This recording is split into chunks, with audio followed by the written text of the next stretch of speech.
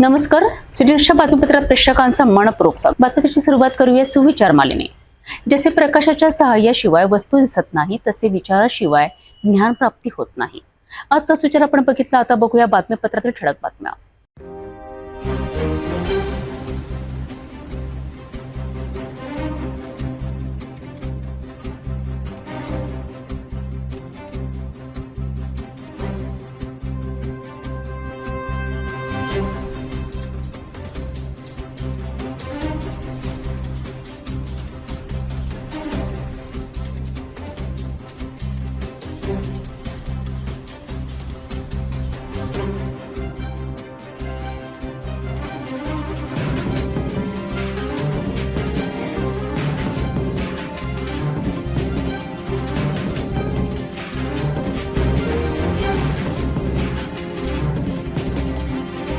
आपण ठळक बातम्या बघितल्या. आता घेऊया छोटासा ब्रेक.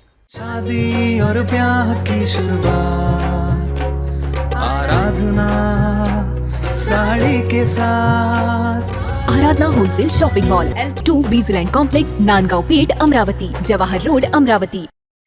ब्रेक नंतर बघूया सविस्तर बातम्या. अमरावतीत पुन्हा एकदा सोशल मीडियावरनं सुरू झालेल्या वादाने एका तरुणाचा जीव गेला आहे. राजापेठ पोलीस ठाण्याच्या हद्दीत गोपालनगर परिसरात 23 वर्षीय तरुणाची निर्गुण हत्या करण्यात आली आहे. चाकू, लाठी, काठी आणि दगडांच्या मारहाणीत देवांशू फरकाडेचा जागीच मृत्यू झालाय. सोशल मीडियावरील एका कमेंटवरनं सुरू झालेला हा राडा रक्तरंजित शेवटी हत्येपर्यंत गेलाय. आरोपींच्या मुसक्या आवडण्यात पोलिसांना यश आलं असून या प्रकरणाने अमरावती हादरली आहे.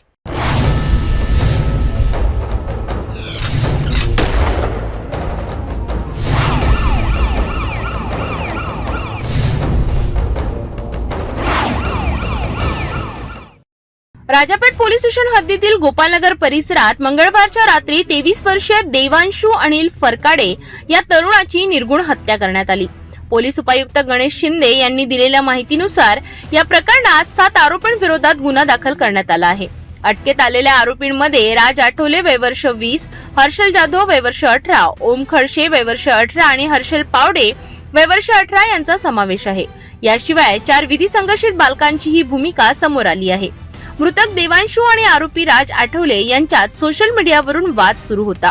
देवांशूच्या इंस्टाग्राम वरील पोस्टवर राज सातत्याने चिथावणीखोर कमेंट्स करत होता. त्यामुळे संतप्त झालेल्या देवांशूने मंगळवारी थेट राजच्या घरी जाऊन त्याला समजावण्याचा प्रयत्न केला, पण त्याचा शेवट त्याच्या मृत्यूमध्येच झाला. राज आठवले आणि त्याच्या सहकाऱ्यांनी चाकू, लाठी, काठी आणि दगडाने भर रस्त्यावर देवांशूवर हल्ला चढविला. मारहाणी दरम्यान देवांशूचा जागीच मृत्यू झाला. घटनेची माहिती मिळताच राजापेठ पोलीस घटनास्थळी दाखल झाले. गुन्ह्याच्या काही तासात पोलिसांनी आरोपींना ताब्यात घेतले. अटक करण्यात आलेल्या 4ही तरुणांना 10 मे पर्यंत पोलीस कोठडीत ठेवण्यात आली आहे. ही महत्त्वाची कार्यवाही पोलीस आयुक्त नवीनचंद्र रेड्डी यांच्या मार्गदर्शनाखाली सहाय्यक पोलीस आयुक्त जयदत्त भवर, राजापेठ पोलीस निरीक्षक पुनीत कुलट, PSI हिवरे, DB पथकाने संयुक्तरित्या केली. सोशल मीडियावरील किरकोळ वाद एखाद्याच्या जीवावर उठेल याचे हे उदाहरण या घटनेने संपूर्ण शहरात खळबळ उडाली आहे. राजापेठ पोलीस ठाण्याच्या हद्दीमध्ये काल 8:30-9 च्या सुमारास रात्र देवांशू फरकाडे या तरुणाचा खून करून मृत्यू झाला. या मृत्यूमध्ये देवांशू फरकाडे याला एक दुसऱ्या राज आठवले याच्याशी संबंधित एक मुलगा तो इंस्टाग्रामवरून चिडवत होता. या प्रकरणावरून देवांशू फरकाडे हा जो आहे तो त्याच्या घरी गेला होता की असं चिडवू नको, त्यावरून त्यांचा वाद सुरू झाला होता. या वादातून राज आठवले वय वर्ष 20, हर्षल जाधव वय 18, ओम खडसे आणि हर्षल पावडे दोघेही 18 वर्ष वय, राहणारे हे मायानगर, आदर्शनगर, हिरा कॉलनी याच परिसरातील आहेत. यांनी आणि यांच्याबरोबर 4 विधी संघर्ष बालकांनी या देवांशू फरकाडेला चाकू आणि दगडाने, लाट्याकाट्याने, हाताबुक्काने मारून त्याचा खून केलेला आहे. या प्रकरणी 4ही जे आरोपी आहेत यांना राजापेठ पोलीस ठाण्याने अटक केलेली आहे आणि त्यांना 10 तारखेपर्यंत 3 आरोपी त्यांना PCR मिळालेला आहे. एका आरोपीचा PCR मिळणे अजून बाकी आहे. त्याचबरोबर या प्रकरणी इतर ज्युएनाईल जे आहेत त्यांच्यावर योग्य ती ज्युएनाईल जस्टिस बोर्डच्या नियमाप्रमाणे कारवाई करण्यात येत आहे. आणि सदर ठिकाणी जे काही आढळून आलेले आहेत गुन्ह्यात वापरलेली हत्यारं, चाकू इत्यादी ते राजापेठ पोलीस ठाण्याच्या अधिकाऱ्यांनी जप्त केलेले आहेत. या प्रकरणी आमचे सहाय्यक पोलीस आयुक्त जयदत्त भवर, पोलीस निरीक्षक कुलट, त्याचबरोबर PSI हिवरे, रवी लिखितकर, मनीष करपे आणि सर्व DBचे पथक आणि त्यांची टीम यांनी या सर्वांनी माननीय पोलीस आयुक्त सरांच्या मार्गदर्शनाने या गुन्ह्याचा तपास करून 24 तासाच्या आतमध्ये हा गुन्हा उघडकीस आणलेला आहे आणि सर्व संबंधितांना कायदेशीर प्रक्रियेने ताब्यात घेऊन पुढील तपास राजापेठ पोलीस ठाण्याचे अधिकारी करत आहेत. इंस्टाग्रामवरील एका साध्या कमेंटवरनं सुरू झालेल्या वादाचा शेवट एका तरुणाच्या अमानुष हत्येत झाला आहे. अमरावतीसारख्या शहरात तरुणांच्या हिंसक वर्तनाने समाजमन हादरला आहे. पोलिसांनी वेळीच कारवाई करत आरोपींना ताब्यात घेतलं असलं तरी सोशल मीडियावरील गैरवापर आणि तरुणांमध्ये वाढत चाललेली असहिष्णुता ही चिंता निर्माण करणारी बाब आहे. या प्रकरणाचा अधिक तपासासाठी पोलिसांची कसून चौकशी सुरू आहे. पहलगाम येथील हल्ल्यानंतर भारताने पाकिस्तानाला दिलेले हे प्रत्युत्तर ऑपरेशन सिंदूर, च्या माध्यमातून भारतीय सैन्याने पाकमधील दहशतवाद्यांचे अड्डे उद्ध्वस्त केलेत आणि देशभरात निर्माण झाला देशभक्तीचा ज्वाला. अकोल्यात UBT शिवसेनेनेही जल्लोष साजरा करत लाडू वाटप करून भारतीय सैन्याला मानाचा मुजरा ठोकलाय. काश्मीरच्या पहलगाम भागात काही दिवसांपूर्वी झालेल्या दहशतवादी हल्ल्यात भारतीय नागरिकांचा बळी गेला होता. यानंतर भारत सरकारने तात्काळ प्रतिक्रिया देत ऑपरेशन सिंदूर अंतर्गत पाकिस्तानातील दहशतवादी अड्ड्यांवर मध्यरात्री हल्ले चढवले. या मोहिमेत भारतीय वायुदल आणि गुप्तचर यंत्रणांनी अचूक माहितीच्या आधारे कार्यवाही करत दहशतवाद्यांच्या बंकरवर अचूक निशाणा साधला. या प्रभावी कार्यवाहीमुळे संपूर्ण देशात आनंदाचे आणि अभिमानाचे वातावरण आहे. अकोल्यातही उद्धव बाळासाहेब ठाकरे शिवसेनेच्या कार्यकर्त्यांनी भारतीय सैन्याच्या कामगिरीचं कौतुक करत लाडू वाटप आणि फटाक्यांची आतिषबाजी करत देशभक्तीचा जल्लोष साजरा केला.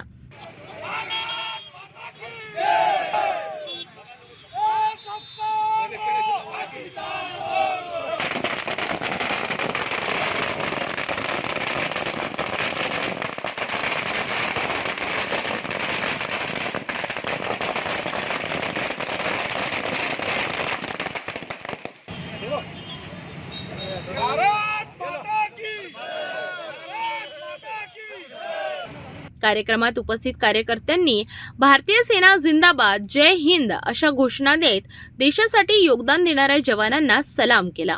नागरिकांनीही या कार्यक्रमात उत्स्फूर्त सहभाग घेतला. भारतीय सैन्याचे हे पाऊल अत्यंत योग्य आणि निर्णायक आहे. आम्ही संपूर्ण देशवासियांच्या वतीने त्यांच्या पराक्रमाचं अभिनंदन करतो.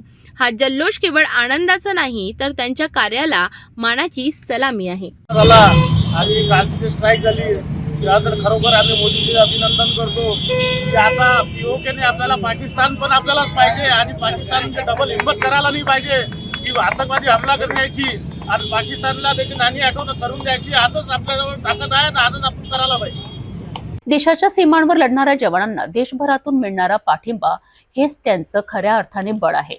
अकोल्यात UBT शिवसेनेने घेतलेली ही अभिनव पुढाकार देशभक्तीचं प्रतीक ठरली आहे. ऑपरेशन सिंदूरच्या यशानंतर प्रत्येक भारतीयाने मनोमन सेना आणि देशासाठी अभिमान बाळगायला हवाय. संविधानाच्या 12व्या अनुसूचीमध्ये स्पष्टपणे नमूद असलेली महानगरपालिकेची जबाबदारी म्हणजे रस्त्यावरील पथदिव्यांची दुरुस्ती. परंतु अमरावती महानगरपालिकेच्या बडनेरा झोनमध्ये मात्र ही जबाबदारी केवळ कागदावरच दिसते आहे. पथदिवे बंद, रस्त्यावर अंधार आणि अपघातांचा धोका या सगळ्यांचे उत्तरदार कोण? ही बातमी आहे बडनेरा वासियांच्या रोजच्या धोक्याची आणि महानगरपालिकेच्या ढिसाळ कारभाराची. संविधानाच्या 12व्या अनुसूचीमध्ये पथदिवे दुरुस्तीचा विषय स्पष्टपणे नमूद करण्यात आला आहे. मात्र अमरावती महानगरपालिकेच्या बडनेरा उपनगरातील रस्त्यांवर असलेल्या पथदिव्यांची दुरावस्था नागरिकांचे जीव धोक्यात टाकते आहे. छत्रपती चौक ते जय हिंद चौक या प्रमुख रस्त्यालगत असलेल्या दिव्यांपैकी बरेचसे मंद प्रकाशात लुकलुक करत आहेत. काही तर पूर्णपणे बंद आहेत. रात्रीच्या वेळी संपूर्ण परिसर अंधारात बुडतो.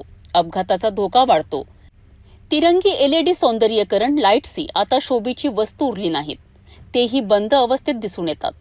सार्वजनिक आरोग्य, स्वच्छता, अग्निशमक सेवा, पर्यावरण संरक्षण आणि पथदिवे दुरुस्ती या विषयांवर महानगरपालिकेला जबाबदारी सोपवली जाऊ शकते, असं संविधानात स्पष्टपणे म्हटलं आहे. मग प्रश्न असा निर्माण होतो की ही जबाबदारी घेणारा अधिकारी कुठे आहे? बडनेरा झोन क्रमांक 4च्या कार्यालयासमोरच ही अवस्था असल्याने जनतेच्या रोषाला आणखी फाटा फुटतोय. नागरिकांनी यावरून जोरदार संताप व्यक्त केला असून रस्त्यावर उतरून आंदोलन करण्याचा इशाराही दिला आहे. आता वेळ आली आहे अमरावती महानगरपालिकेने संविधानाची आठवण करून देण्याची. केवळ पथदिव्यांचीच नव्हे तर प्रशासनाच्या विवेकाचेही दिवे बंद झालेत का, हा खरा प्रश्न आहे. नागरिकांचे संयमाचे बांध आता तुटत चालले आहेत आणि जर लवकरात लवकर दुरुस्ती झाली नाही तर येणारा काळ अंधारातच राहील, तोही लोकशाहीच्या नावाने. भेटूया एका छोट्याशा विश्रांतीनंतर. तपोवन पासून फक्त 1.5 किलोमीटर अंतरावर राधानगरी लेआउट लेक व्ह्यू प्लॉट सह मोजकेच प्लॉट शिल्लक. त्वरित संपर्क करा 9930706667 किंवा 7620433325 या क्रमांकावर. विश्रांतीनंतर पुन्हा आपले स्वागत. आवाज आहे गावकऱ्यांचा, ज्यांच्या मंदिराच्या मागे बाजार नव्हे तर बेकायदेशीर अतिक्रमण उभं केले गेलंय आणि त्या विरोधात गेल्या 7 दिवसांपासून हे लोक अन्नाचा एक कणही न खाता उपोषण करतायत. शिरसगाव बंड, जिथं देवाच्या दरबारात भाविकांपेक्षा आता रस्त्यावर अंगावर कापड टाकून बसलेले सत्याग्रही जास्त दिसतात आहे. पण प्रश्न एवढाच, प्रशासन झोपलाय का की दुर्लक्ष करताय? शिरसगाव बंड तालुका चांदूर बाजार गावात श्री संत मारुती महाराज आणि गाडगे महाराज यांची 2 पवित्र मंदिरे. पण या मंदिराच्या मागे ग्रामपंचायत हद्दीतील सार्वजनिक जागेवर निलेश रमेश रावडे यांनी बेकायदेशीररित्या 3 दुकानांची गाडी उभारली. या अतिक्रमणामुळे मंदिरातील कार्यक्रमांना अडथळा येतो, भजन थांबतं, कीर्तन थांबतं, पण गावकऱ्यांचा रोष सुरूच.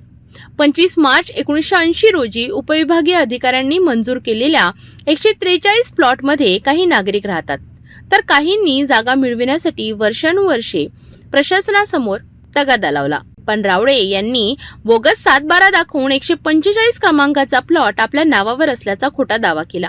गावकऱ्यांनी आरोप केलाय की हा 7/12 बनावट आहे आणि यामागे कार्यालयीन कर्मचाऱ्यांचंही मोठं रॅकेट आहे. चौकशी आणि निलंबनाची मागणी आजवर अनुत्तरितच आहे.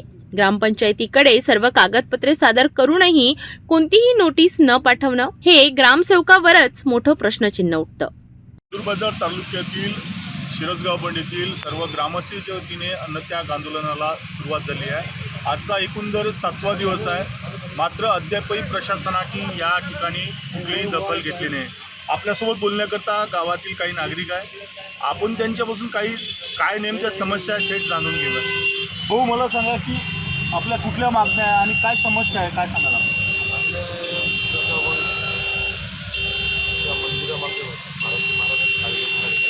त्याच्यामागे अतिक्रमण केलेलं आहे आणि तेव्हा बांधकाम करायला गेलं होतं, त्यांनी आम्हाला अडवलं होतं. आणि ती सरकारी जागा आहे, त्या सरकारी जागा असल्याच्यानं कसं झालं, त्यानं आम्हाला अडवलं. आम्हाला ते आमचा रिपोर्ट द्यायला गेले तर मग सगळं गावातले लोक आमच्या तिथं जमा झाल्यावर त्यानं ते कारवाई चालू करून दिलेलं आहे.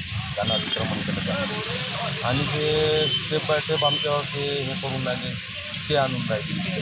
तिचा जो 7/12 होता तो 7/12 खर्च झाला. तिला 42 नंबरचा 7/12 चालू करून दिला आणि त्याच्यानंतर ते आमच्यावर म्हणजे असं आम्ही तो उपोषणाला 1 तारखेपासून बसलो आहे. ते आम्हाला म्हणजे असं 7 दिवस झाले. आज 1 तारखेपासून आज आपण 7वा दिवस सांगत आहे, 7वा दिवस झालेला आहे. या ठिकाणी कुठला प्रशासकीय अधिकारी या ठिकाणी आलेला नाही आहे का?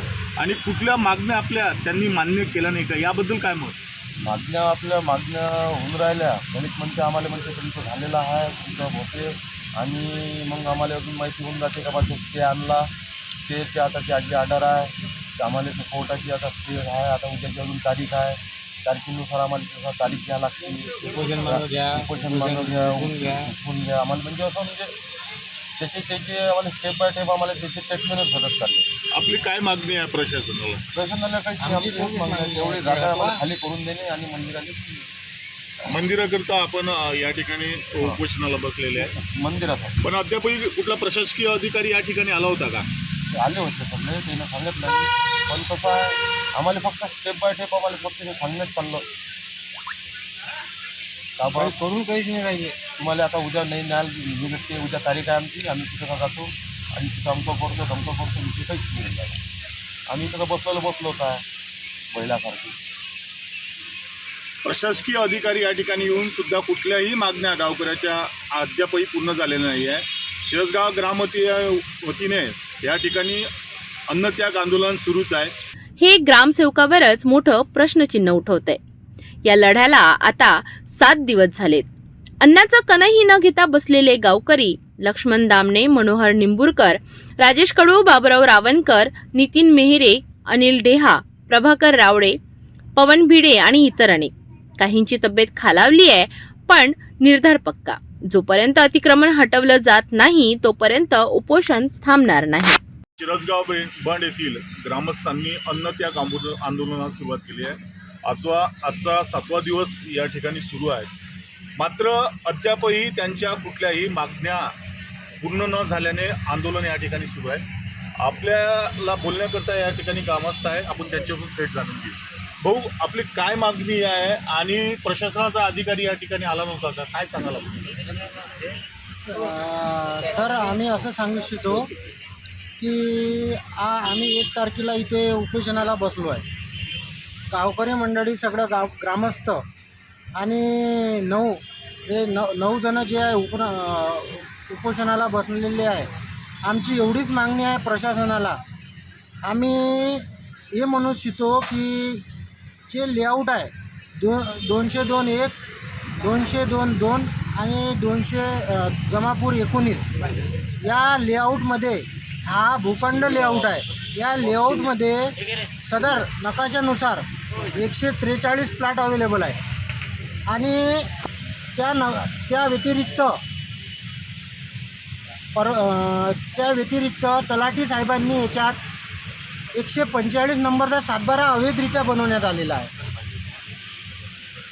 आम्ही प्रशासकीय सगळी माहिती दिली आणि तलाठी साहेब, ग्रामसेवक साहेब, कलेक्टर साहेब, CO साहेब सगळ्यांना आम्ही माहितीपत्रक दिलेलं आहे. तरी आमच्याकडे प्रशासन आमच्याकडे दुर्लक्षच करत आहे. आपली काय मागणी आहे, नेमकी आपली मागणी काय आहे आणि आपल्याला काय हवं आहे त्या ठिकाणी? आमची मागणी एवढं आहे, जे त्या जागेवर अतिक्रमण आहे ते अतिक्रमण आम्हाला काढून पाहिजे, त्वरित काढून पाहिजे. जे मारुती महाराजचं मंदिर आहे त्या मंदिराला धार्मिक कार्यक्रमासाठी अडचण होत आहे. तरी आम्हाला ते जागा अतिक्रमण काढून पाहिजे. या ठिकाणी आज एकंदर 7वा दिवस चालू आहे. प्रशासकीय अधिकारी या ठिकाणी कुठला आला नाही का? प्रशासकीय अधिकारी आले, त्यांनी आम्हाला समझोता घातलं, पण त्याच्यावर काही तोडगा काढलेला नाही. आणि जे 9 उपोषणकर्ते आहे ते पूर्ण घायल झालेले आहे. आपलं हे उपोषण एकंदर आज 7वा दिवस आहे. हे किती दिवस आपलं उपोषण चालू राहणार आहे आणि आपल्या मागण्या प्रशासकीय अधिकाऱ्यांनी दखल घेतली नाही का? काय याबद्दल काय म्हणतात? आता आम्ही याच्यावर प्रशासकीय अधिकारी आले, आम्हाला प्रतिउत्तर ते म्हणत आहे त्यांच्याकडे ढकलत आहे, तो म्हणत आहे त्यांच्याकडे ढकलत आहे. आणि आता अवैधरित्या तलाठी साहेबांनी त्याच्यातला, तहसीलदार साहेबांनी त्याच्यातला जो सर्वे नंबर प्लॉट बनला होता तो 7/12 कॅन्सल करूनही त्याच्यावर समोरच्या पार्टी तो कोर्टात गेलेला आहे आणि आम्हाला त्याच्यात न्याय नाही मिळत आहे. आणि कसं आहे, यांची तब्येत खालावलेली आहे. तरी उपोषणकर्त्यांची अशी मागणी आहे, जोपर्यंत तिथचं अतिक्रमण हटत नाही तोपर्यंत आम्ही उपोषण सोडणार नाही. शिरसगाव बंड ग्रामस्थांनी उपोषण स्थळी या ठिकाणी 7वा दिवस सुरू आहे. सर्व मागण्या जर पूर्ण झाल्या नाही तिथपर्यंत उपोषण सुरूच राहणार आहे, असं ग्रामस्थांच्या वतीने या ठिकाणी सांगण्यात आलेलं आहे. कॅमेरामॅन अभिषेक सुयोग कुर्ले, सिटी न्यूज, चांदूरबाग. 7 दिवस झालेत गावकरी उपोषणावर, परंतु ना ग्रामपंचायत हलली ना प्रशासन. या सगळ्या कारभारामागे कोणाचा आशीर्वाद आहे? बनावट 7/12 तयार करणारे दोषी अजून का मोकळे? आणि गावकऱ्यांचा जीव गेला तर जबाबदार कोण? आज या प्रश्नांची उत्तरं प्रशासनाने द्यायलाच हवीत, अन्यथा हा आक्रोश लवकरच आंदोलनात बदलणार यात शंका नाही. विदर्भ आणि मराठवाड्याच्या सीमेवर निसर्गाचा अनुपम ठेवा असलेला सहस्त्रकुंड धबधबा आज कोरडा पडलेला आहे. 4 राज्यात प्रसिद्ध असलेल्या या धबधब्याचा प्रवाह थांबला आहे आणि परिसरातील 50 गावांवर पाणी टंचाईचं संकट कोसळलं आहे. गावकऱ्यांनी अनेक वेळा आंदोलन केलंय, पण पैनगंगा अजूनही थांबलेली नाही.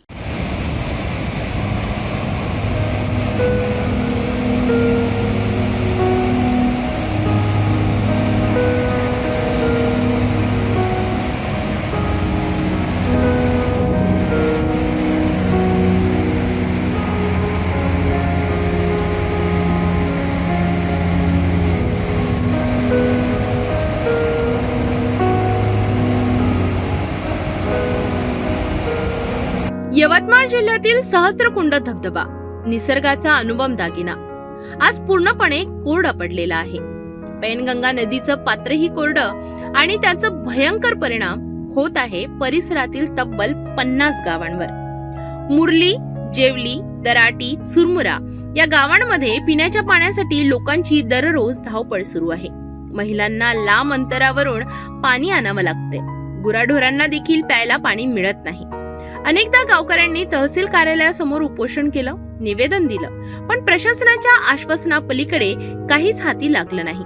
या पार्श्वभूमीवर गावकऱ्यांची मागणी आहे की इसापूर धरणातून तात्काळ पैनगंगा नदी पात्रात पाणी सोडावं, जेणेकरून सहस्त्रकुंड धबधबा पुन्हा प्रवाहित होईल आणि पाणी टंचाई कमी होईल. आम्ही वर्षभर पाण्यासाठी झगडतोय, आंदोलन करून थकलो. पैनगंगा पुन्हा वाहिली तर आमचं जगणं सुसह्य होईल, असं गावकऱ्यांचं मत आहे. निसर्ग थांबला, धबधबा कोरडा पडला, परंतु प्रशासनाचं दुर्लक्ष अजूनही चालूच आहे. पैनगंगेला पाणी दिलं तरच या 50 गावात पाणी संकट दूर होईल. प्रशासन यावर तात्काळ निर्णय घेणार का, की लोकांचं आंदोलन आणखी तीव्र होईल? अतिरेक्यांच्या हल्ल्यानंतर भारताने कडक प्रतिकार करत पाकिस्तानातील अतिरेकी ठिकाणांवर हल्ले केलेत. मात्र याच पार्श्वभूमीवर परदेशातील अनेक भारतीय नागरिक अडचणीत सापडले आहेत. यवतमाळमधील किशोर आणि रेणुका गोपलाणी हे दाम्पत्य सध्या अझरबैजानच्या राजधानीत अडकले असून 48 तासांपासून त्यांना कुठलीही मदत मिळालेली नाही. जम्मू काश्मीर मधील पहलगाम येथे 15 दिवसांपूर्वी झालेल्या अतिरेकी हल्ल्याचा बदला घेत भारताने पाकिस्तानातील 9 अतिरेकी ठिकाणांवर मंगळवारी मध्यरात्रीनंतर लक्ष्यवेधी हल्ले केले. या कारवाई दरम्यान पाकिस्तानी हद्दीतून भारतात येणारे एक विमान परत वळविण्यात आले. त्या विमानात भारतातील 250 प्रवासी होते. हे प्रवासी सध्या अझरबैजानच्या बाकू शहरात अडकले आहेत. यामध्ये यवतमाळमधील किशोर गोपलाणी आणि त्यांची पत्नी रेणुका यांचाही समावेश आहे. मागील 48 तासांपासून हे दोघंही बाकूमध्ये अडकले असून त्यांना ना भारतीय दूतावासाकडून ना स्थानिक प्रशासनाकडून कुठलीही मदत मिळालेली आहे. अझरबैजानमध्ये अडकलेल्या प्रवाशांना अन्न, निवारा आणि प्रवासाची सुसंवाद सुविधा नाही. अनेक जण प्रचंड चिंतेत असून आपल्या देशातील कुटुंबियांना संपर्क करता येत नाही. ही सर्वात मोठी अडचण त्यांच्यासमोर आहे. आम्ही सगळे मारुती डीलर्स, मारुती सुझुकीचा कॉन्फरन्स या निमित्त बाकू अझरबैजानला इथे आलो होतो आणि 6 तारखेला आमची परतीचा प्रवास होता. 6 तारखेला संध्याकाळी 7:30ची फ्लाईट होती. ती 9:30-10ला निघाली आणि एक्सपेक्टेडली 3:30-4 वाजता सकाळी मुंबईला पोहोचणार होती. पण इतक्यातच दरम्यान 3 वाजता रात्री कॅप्टनची अनाऊन्समेंट झाली की पाकिस्तान एअर स्पेस ब्लॉक्ड आहे. याच्यामुळे त्यांनी त्या फ्लाईटला वापस बाकूला आम्हाला परतवलं आणि 4 तास समोर जाऊन 4 तास परत त्याच फ्लाईटमध्ये वापस येऊन आम्ही परत बाकू ते बाकू पोचलो आणि तिथे कोणाचाच काही सपोर्ट नाही.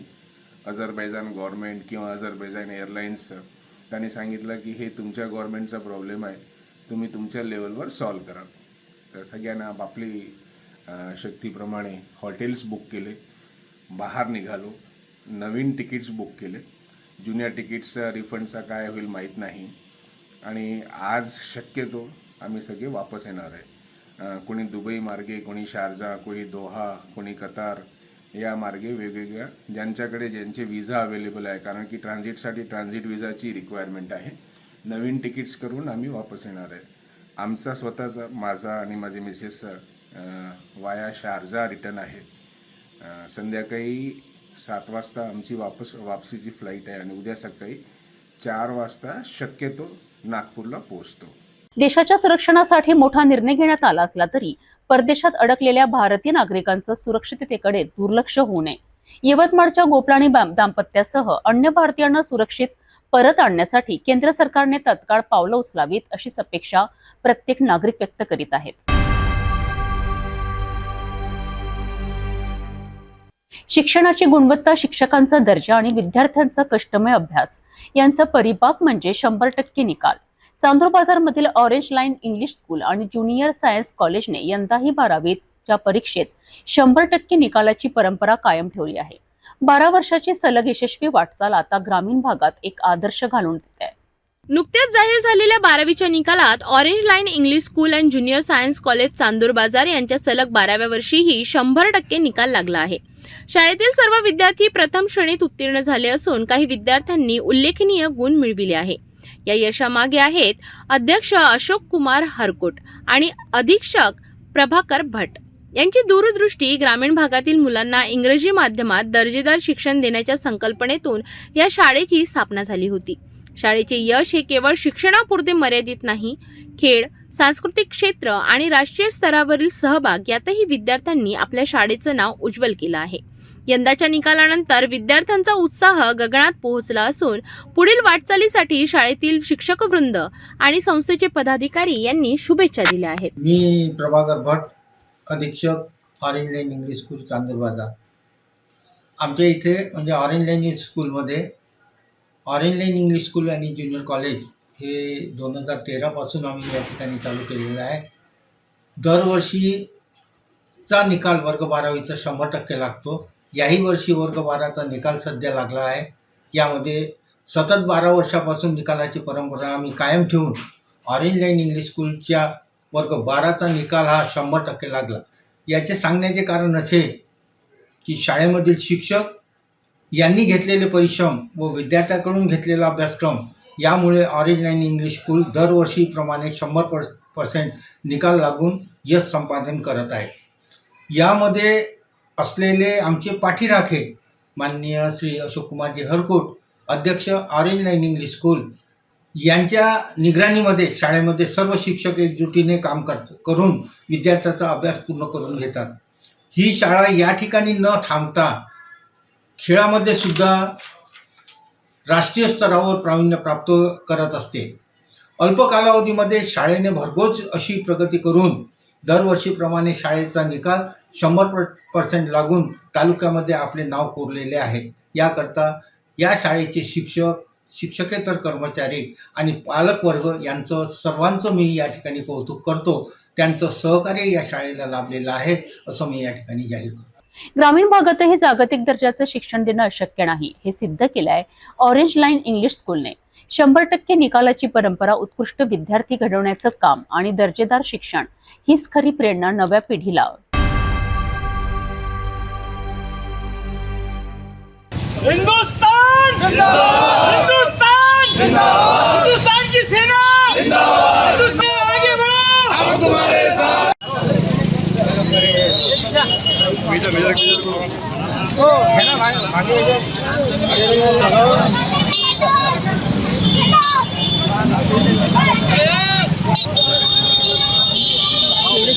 हिंदुस्तान की सेना आगे बढ़ो, हिंदुस्तान की सेना. पाकिस्तानातून करण्यात आलेल्या पहलगाम हल्ल्यानंतर भारताने जोरदार प्रत्युत्तर दिलंय.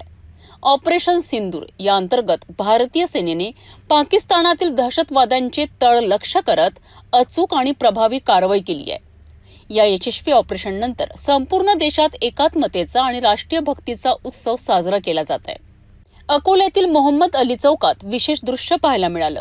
येथील मुस्लिम बांधवांनी नमाज अदा केल्यानंतर एकत्रित येऊन फटाके फोडलेत, मिठाई वाटली आणि एकमेकांना मिठ्या मारून जल्लोष साजरा केलाय. यावेळी भारतीय सेना जिंदाबाद, जय हिंद अशा राष्ट्रभक्तीपूर्ण घोषणा दिल्या गेल्यात.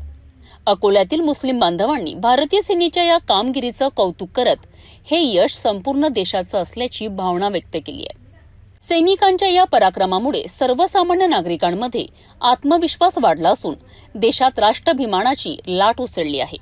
समाजाच्या सर्व घटकांकडनं मिळालेला पाठिंबा ही एकतेची जिवंत मिसाल ठरली आहे. हिंदुस्तान की सेना की कर्नल ओमनिका सिंह और कर्नल सोफिया कुरैशी, इनकी कमांडिंग के अंदर आज जो हिंदुस्तान के ऊपर हमला हुआ था, जो हमारे 28 लोग शहीद हुए थे, उसको लेके हिंदुस्तान ने जो पाकिस्तान में घुसकर उन आतंकवादियों को मारा, इसलिए पूरे देश के नागरिक इस सेना को सलाम करते हैं, सेना को सलाम करते हैं और ये कहते हैं कि देश का हर एक बच्चा बच्चा आपके साथ में है. आप अंदर तक जाओ और सबको खदेड़ के लेकर आओ, पूरा देश आपके साथ में है. जय हिंद, जय हिंद. मैसूरच्या उन्हात कोरडं वातावरण आणि अंगातून घाम काढणारी उष्णता परंतु अचानक आभाळ दाटलं आणि अकोल्यावर अवकाळी पावसाचं मोठं संकट आलं. पावसानं गारवा तर दिला, परंतु सोबतच वादळानं शेतकऱ्यांच्या पिकांवर घाव घातलाय. अकोटपासून अकोला शहरापर्यंत पाऊस आणि वाऱ्यांनी घातलेल्या थैमानामुळे शेतकरी हादरला आहे.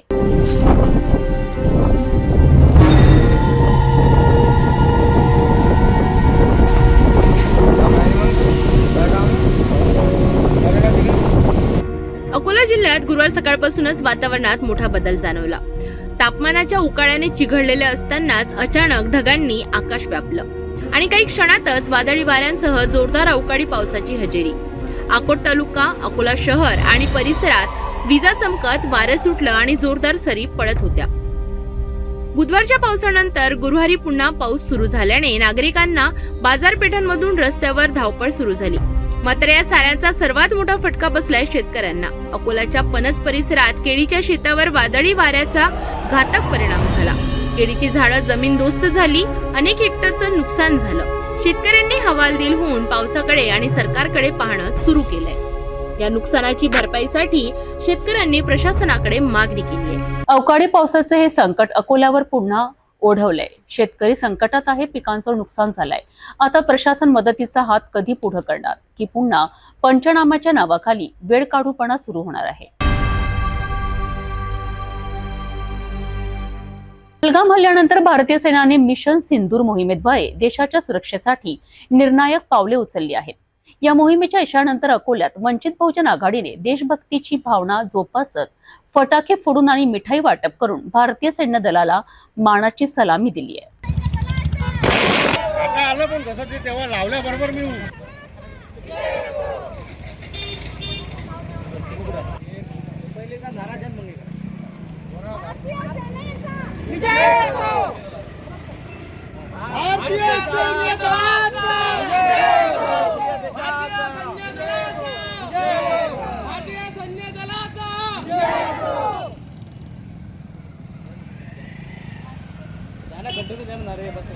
भारतीय देशाचा भारतीय सैन्य दलाचा भारतीय सैन्य दलाचा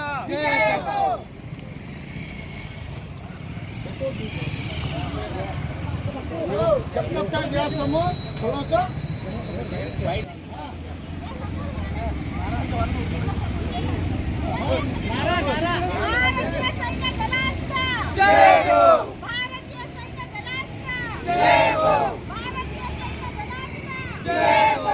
पहलगाम येथील हल्ल्याच्या पार्श्वभूमीवर भारतीय सैन्याने पाकिस्तानमधील अतिरेकी ठिकाणांवर प्रभावी हल्ले करत मिशन सिंदूर मोहीम राबविली.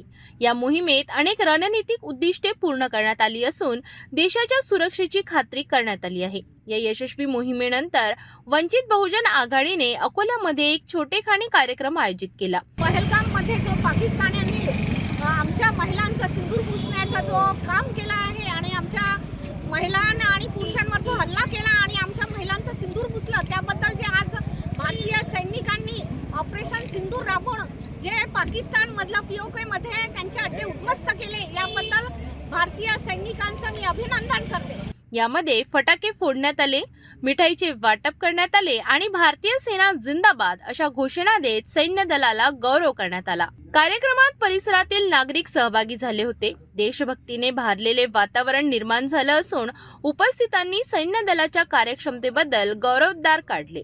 या उपक्रमातून वंचित बहुजन आघाडीने नागरिकांनी देशाच्या सुरक्षेबाबत जागरूक राहण्याचा संदेश दिला आणि एकजुटीने प्रदर्शन केले. वंचित बहुजन आघाडीच्या वतीनं पाकिस्तानी सैन्याने जे आमच्या महिलांचा सिंदूर पुसण्याचं काम केलं आणि भारतीय सैन्य दलाने त्याला चोख उत्तर देऊन भारताची मान ताठ राखली, त्याबद्दल या ठिकाणी भारतीय सैन्य दलाचे वंचित बहुजन आघाडीच्या वतीनं आम्ही मनापासून स्वागत करतो. आणि या ठिकाणी आम्ही पेढे वाटून फटाके फोडून हा आनंदोत्सव साजरा केला. अशाच प्रकारचं सैन्याचं मनोबल वाढवण्याचं काम वंचित बहुजन आघाडी करेल. संपूर्ण भारतीयांना या ठिकाणी एक आनंदाचं वातावरण निर्माण झालं, त्यामुळे आम्ही भारतीय सैन्य दलाचे मनापासून या ठिकाणी आभार मानतो. भारतीय सैन्याच्या यशामध्ये प्रत्येक भारतीयाचा अभिमान सामावलेला आहे. अकोल्यात वंचित बहुजन आघाडीने घेतलेला पुढाकार हे देशासाठी असलेल्या एकतेचे प्रतीक आहे.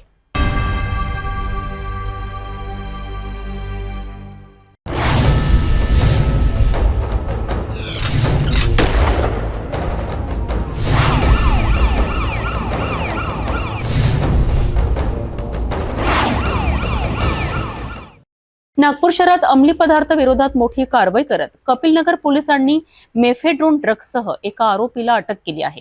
सविस्तर माहितीवरून आरोपींकडनं जवळपास 1 लाख रुपयांचा मुद्देमाल जप्त करण्यात आला असून NDPS कायद्यानुसार गुन्हा दाखल करून तपास सुरू आहे. कपिलनगर पोलीस ठाण्याच्या हद्दीत तपास पथकाला गोपनीय माहिती मिळाली की काही व्यक्ती अंमली पदार्थांचा तस्करी करीत आहेत. त्या आधारे पोलीस पथकाने 2 पंचांच्या समक्ष झडती घेतली असता 2.38 ग्रॅम MD मेफेड्रोन ड्रग्ज सदृश पावडर मिळून आली. याची किंमत अंदाजे 23,800 रुपये इतकी असून त्याच्यासोबत एक मोबाईल आणि एक दुचाकी मिळून एकूण 1,03,800 रुपयांचा मुद्देमाल जप्त करण्यात आलाय. झडती ही NDPS कायद्याच्या तरतुदीनुसार कायदेशीर पद्धतीने पार पडली असून आरोपीवर कलम 8(21) NDPS ऍक्ट अंतर्गत गुन्हा दाखल करण्यात आलाय. ही कारवाई पोलीस आयुक्त नागपूर शहर, अप्पर पोलीस आयुक्त उत्तर विभाग DCP निकेतन कदम, ACP सत्यवीर बंडियार तसेच वरिष्ठ पोलीस निरीक्षक सनीश आडे यांच्या मार्गदर्शनाखाली करण्यात आली आहे. आरोपीस अटक करण्यात आली असून पुढील तपास पोलिसांकडून सुरू आहे.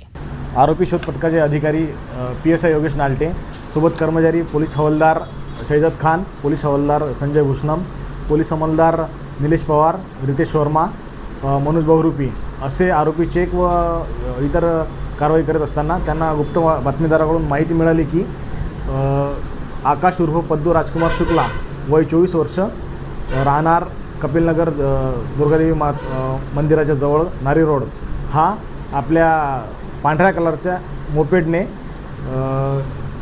MD मेफेड्रोन नावाचा एक अंमली पदार्थ आहे तो विक्रीकरिता घेऊन येणार आहे. अशा कारवाईवरून सदर अंमलदार अधिकारी यांनी माननीय वपुनी साहेब ACP साहेब यांना माहिती दिली.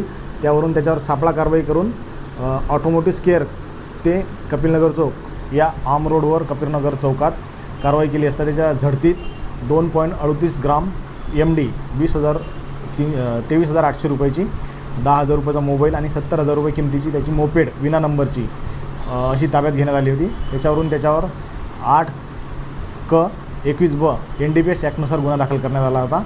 सदर आरोपीचा PCR घेण्यात आला होता. त्याच्याकडून एकूण 1,03,800 रुपयाचा मुद्देमाल जप्त करण्यात आला होता. आरोपी का गुन्ह्याचा हे MD कुठून आणला होता आणि कुठे जात होता?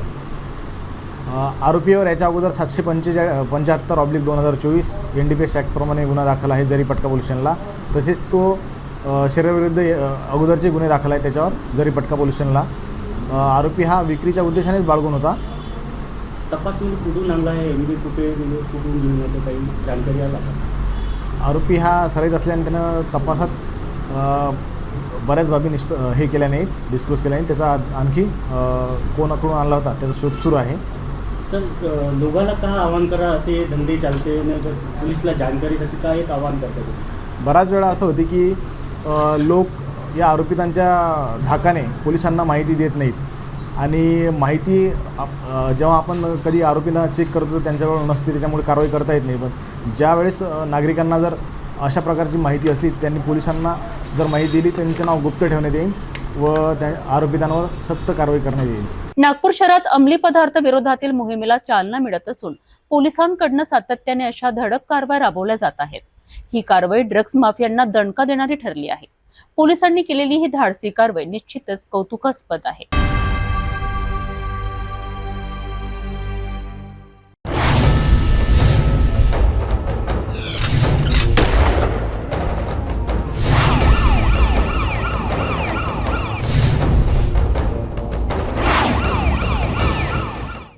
नागपूरच्या नामांकित मेयो हॉस्पिटलमधनं संतापजनक प्रकार समोर आलाय. ड्युटीवर असलेल्या एका महिला इंटर्न डॉक्टर सोबत लिफ्टमध्ये विनयभंग केल्याचा धक्कादायक आरोप चतुर्थ श्रेणीतील सफाई कर्मचाऱ्यावर लागला आहे. पीडित डॉक्टरने तहसील पोलीस ठाण्यात तक्रार दाखल केल्यानंतर पोलिसांनी तत्काळ कारवाई करत आरोपीला अटक केली आहे. नागपूरमधील मेयो हॉस्पिटलमध्ये कर्तव्यावर असलेल्या एका महिला इंटर्न डॉक्टर सोबत घडलेला हा प्रकार संतापजनक आहे. डॉक्टर लिफ्टद्वारे दुसऱ्या मजल्यावर जात असताना लिफ्टमध्ये तिसऱ्या सोबत चतुर्थ श्रेणीतील सफाई कर्मचारी मनोहर समुद्रे होता. लिफ्ट बंद होताच आरोपीने अचानक तो अश्लील हावभाव करत त्या महिला डॉक्टरकडे पाहत होता. घाबरलेली डॉक्टर लिफ्टचा दरवाजा उघडताच ओरडत बाहेर आली आणि तिने ही माहिती तातडीने तिच्या सहकाऱ्यांना दिली. त्यानंतर डॉक्टरने तहसील पोलीस ठाण्यात तक्रार दाखल केली आहे. सहाय्यक पोलीस निरीक्षक सुरेखा सागर याच्या नेतृत्वाखाली पोलिसांनी तत्काळ मेयो हॉस्पिटल गाठून आरोपी मनोहर समुद्रे याला ताब्यात घेतले. पोलिसांनी त्याला अटक करून न्यायालयात हजर केलं असून त्याला न्यायालयीन कोठडी जेलमध्ये पाठवण्यात आलं आहे. हा प्रकार उघड होताच वैद्यकीय क्षेत्रात संतापाची लाट उसळली असून सुरक्षा व्यवस्थेवरही प्रश्नचिन्ह उभं राहिलं आहे. मेयो हॉस्पिटल इथल्या इंटर्न महिला डॉक्टर यांनी पोलीस स्टेशन तहसील येथे येऊन तक्रार दिली की त्या मेयो इथे कर्तव्यावर हजर असताना जेव्हा लिफ्टचा वापर करून तळमजल्यावरनं दुसऱ्या मजल्यावर जात होत्या तेव्हा त्यांच्यासोबत तेथेच मेयोमध्येच चतुर्थ श्रेणी कर्मचारी सफाई कर्मचारी मनोहर समुद्रे हा काही सामानासोबत लिफ्टमध्ये आला. ते दोघंच लिफ्टमध्ये असताना मनोहर समुद्रे यांनी त्याचे पॅन्ट आणि अंडर गार्मेंट्स काढून त्याच्या गुप्तांगाला हात लावण्यास सुरुवात केली आणि त्यामुळे घाबरून आणि अश्लील हावभाव करून तो महिला इंटर्न डॉक्टर कडे पाहत होता. त्यावेळेस सुदैवाने लिफ्टचा दरवाजा दुसऱ्या मजल्यावर उघडल्यामुळे ओरडतच त्या बाहेर आल्या आणि त्यांनी सदरील माहिती त्यांच्या मित्रांना आणि कलिग जे डॉक्टर ऑफिसर होते त्यांना दिले. त्यांच्यासोबत त्या इथे तक्रार देण्याकरता आल्या होत्या. त्यांनी ज्या वेळेस आम्हाला तक्रार दिली त्याच वेळेस आमच्या सहाय्यक पोलीस निरीक्षक श्रीमती सुरेखा सागर आणि पोलीस स्टेशनच्या स्टाफनी लगबगीनी मेयो हॉस्पिटल गाठून आरोपी मनोहर समुद्रे याला ताब्यात घेतले. त्याचा शोध घेऊन त्याला ताब्यात घेतले आणि त्याला अटक करून माननीय न्यायालयासमोर हजर केलेला आहे. माननीय न्यायालयाने त्याला जेल पास केलेला आहे आणि सध्या तो न्यायालयीन कोठडीत जेलमध्ये दाखल करण्यात आलेला आहे. महिला डॉक्टरांच्या सुरक्षेचा प्रश्न गंभीर असून अशा प्रकारांवर कठोर कारवाईची गरज आहे. पोलिसांनी तत्काळ कारवाई करत आरोपीला अटक केली आहे. मात्र अशा घटनांची पुनरावृत्ती होऊ नये याकरिता रुग्णालय प्रशासनानेही योग्य ती खबरदारी घेणं गरजेचं आहे.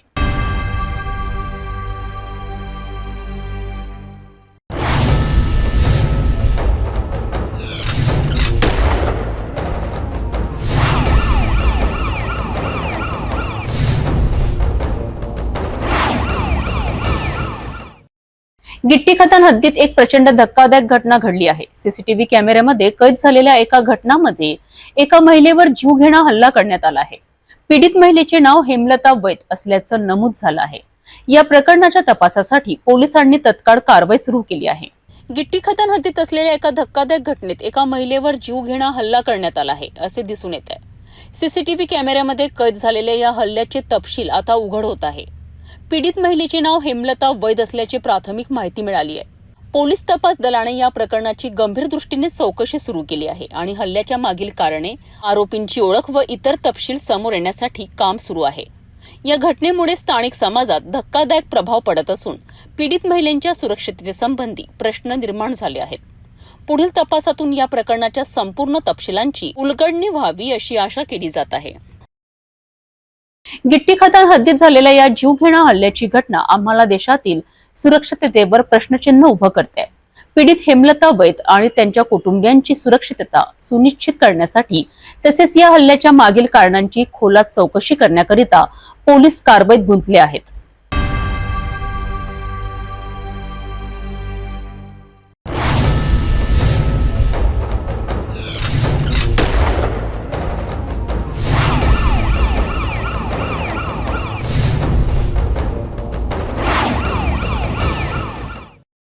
नागपूरच्या डॉक्टर बाबासाहेब आंतरराष्ट्रीय विमानतळावर सुरक्षा यंत्रणांनी मोठी कारवाई करत एक धोकादायक प्रवासी ताब्यात घेतलाय. मुंबईला जाण्याच्या तयारीत असलेल्या या प्रवाशाच्या बॅगेतून 2 जिवंत काडतूस सापडल्याने खळबळ उडाली आहे. सोनगाव पोलिसांनी तत्काळ कारवाई करत आरोपींविरुद्ध गुन्हा दाखल केला आहे. 5 मेच्या रात्रीपासून ते 6 मेच्या सकाळपर्यंत CISF युनिट ASG नागपूर येथे कार्यरत असलेले पवन कुमार उपाध्याय हे पोलीस ठाणे सोनगाव हद्दीतील विमानतळावर ड्युटीवर होते. सकाळी सुमारे 5:40 नागपूरहून मुंबईला जाणाऱ्या फ्लाईट क्रमांक 6E5002 च्या प्रवाशांची बॅग तपासणी करताना स्कॅनर मशीनमध्ये एका बॅगेत धातूच्या काडतुसासारखी वस्तू दिसली. तत्काळ ती बॅग बाजूला ठेवून अधिक तपासणी केली असता शेव्हिंग किट आणि लोअर पॅन्टमध्ये लपून ठेवलेले 2 जिवंत काडतूस आढळलेत. ही बॅग इरफान खान वय 40 वर्ष, मोठा ताजबाग, नागपूर याची असल्याचे निष्पन्न झालेत. पोलिसांनी त्यास ताब्यात घेऊन चौकशी केली असता त्याच्याकडे कारतूस बाळगण्याचा कोणताही परवाना नव्हता. त्यामुळे पोलीस उपनिरीक्षक चोर पगार यांच्या मार्गदर्शनाखाली आरोपी विरुद्ध कलम 525 भारतीय हत्यार कायदा अंतर्गत गुन्हा दाखल करण्यात आलाय आणि त्याला अटक करण्यात आली आहे. पोलिसांनी आरोपीचा उद्देश दखलपात्र गुन्ह्यासाठी असल्याची शक्यता व्यक्त केली असून पुढील तपास सुरू आहे. इसम नामे इरफान खान सरदार खान, 40 वर्ष, मोठा ताजबागला राहतो आणि त्याचा गाडी खरेदी विक्रीचा व्यवसाय. तो मुंबईला गाडी खरेदी विक्रीसाठी जात असताना त्याच्या बॅगमध्ये 2 लाईव्ह काडतूस म्हणजे जिवंत गोळ्या ज्याला म्हणता येईल ते मिळून आले. तर त्या आपण जप्त करून त्याच्या विरुद्ध आरमॅटचा गुन्हा दाखल केलेला आहे आणि सध्याची त्याचा तपास चाललेला आहे. सदर गुन्ह्यात त्याला मान्य न्यायालयाकडून 1 दिवसाची PCR देखील भेटलेली आहे. सध्या त्या तपासात त्याची गुन्हेगारी पार्श्वभूमी म्हणजे त्यावर काही मागील गुन्हे असल्याचं आढळून आलेलं नाही. मात्र यात नेमकं कारण काय त्याने नेण्याचं याविषयी तपास सुरू आहे. विमानतळावर जिवंत काडतूससह प्रवासी सापडणे ही अतिशय गंभीर बाब आहे. सुरक्षा यंत्रणाच्या सतर्कतेमुळे मोठा अनर्थ टळला असला तरी अशा घटना रोखण्याकरिता अधिक बारीक लक्ष ठेवण्याची गरज अधोरेखित झाली आहे.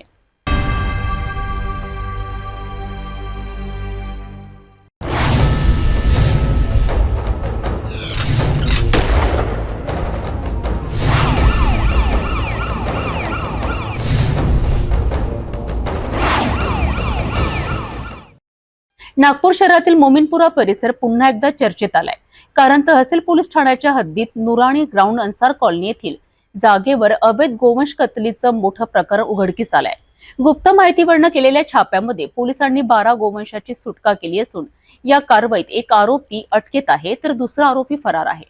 पोलीस ठाणे तहसील हद्दीमध्ये नुरानी ग्राउंड अन्सार कॉलनी मोमीनपुरा या ठिकाणी अवैध पद्धतीने कटाईकरता गोवंश बांधून ठेवलेले आहेत अशी गोपनीय माहिती आमच्या पोलीस स्टेशनला कार्यरत पोलीस उपनिरीक्षक श्री रमेश शेख यांना मिळाल्याने त्यांनी त्यांच्या पथकासह नमूद ठिकाणी जाऊन खात्री केली असता छोटे मोठे एकूण 12 गोवंश तिथे अवैध कत्तल करण्याकरता बांधून ठेवल्याचे दिसून आल्याने तिथे रेस्क्यू ऑपरेशन करण्यात आलेले आहेत आणि 12चे 12ही गोवंश ताब्यात घेऊन पुढे मनपाच्या मदतीने गोशाळेमध्ये रवाना करण्यात आलेले आहेत. यामध्ये आरोपी असलम कुरेशी उर्फ डॉक्टर कुरेशी राहणार ख्वाजा पटेल ठिया गार्डलाईन मोमीनपुरा ह्याचे गोवंश असल्याचे तसेच बिलाल अन्सारी राहणार मोमीनपुरा ह्याचे गोवंश असल्याचे निष्पन्न झालेले आहे. त्यापैकी बिलाल अन्सारी ह्याला अटक करण्यात आलेली आहे. असलम कुरेशी उर्फ डॉक्टर हा अद्यापही फरार आहे. त्याचा शोध आम्ही घेतो आहे आणि सदरची संपूर्ण कार्यवाही PSI रमेश शेख आणि त्यांचे पथकांनी केलेली आहे. संपूर्ण कारवाईमध्ये लगभग 1,80,000चा मुद्देमाल आम्ही जप्त केलेला आहे. नागपूर शहरात पोलिसांनी वेळीच हस्तक्षेप करून गोवंशाची सुटका केली आणि अवैध कत्तलीचा डाव उधळून लावलाय. पोलीस प्रशासनाची तत्परता आणि कारवाई समाजात कायद्याचा धाक टिकून ठेवण्यासाठी महत्त्वपूर्ण ठरत आहे. फरार आरोपी लवकरच गजाआड होईल अशी अपेक्षा व्यक्त केली जाते. जाता जाता पुन्हा एकदाच्या ठळक बातम्या.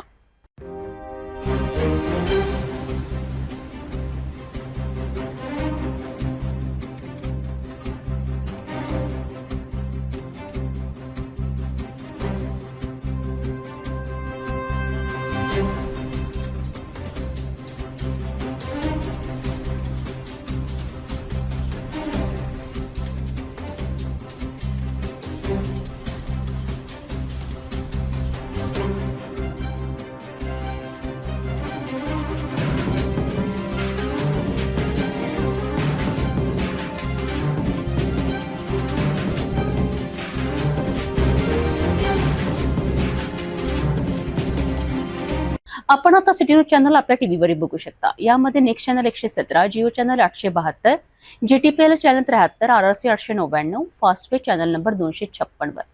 आता अमरावती विदर्भानंतर महाराष्ट्राचे दर्शक घर बसल्या आपल्या केबल टीव्हीवर सिटी न्यूज बातमी पाहू शकाल. लवकरच आम्ही आपल्यापर्यंत पोहोचणार आहोत. जर आपल्या टीव्हीवर सिटी न्यूज दिसत नसेल तर आपण आपल्या केबल ऑपरेटरशी संपर्क करावा. आपण सिटी न्यूज केबलच्या व्यतिरिक्त युट्यूब, फेसबुक, इंस्टाग्राम आणि ट्विटरवर बघू शकता. याकरिता सोशल मीडिया अकाउंट सबस्क्राईब करा, फॉलो करा, लाईक करा. युट्यूब अकाउंट सबस्क्राईब करण्याकरिता सबस्क्राईब बटनाला क्लिक करा आणि बेल आयकॉन दाबायला विसरू नका, कारण सतत समाचार आपल्यापर्यंत पोहोचणार आहेत. तसेच सिटीचे फेसबुक पेज लाईक करा, इंस्टाग्राम आणि ट्विटर हँडल फॉलो करा. आपण व्हॉट्सअपवर सुद्धा सूचना देऊन न्यूज प्राप्त करू शकता. व्हॉट्सअप नंबर स्क्रीनवर येत आहे. हे बातमीपत्र एवढ्यावरच थांबूया. पुन्हा भेटूया नवीन घडामोडींसोबत. आपण बघत राहा फक्त सिटी न्यूज.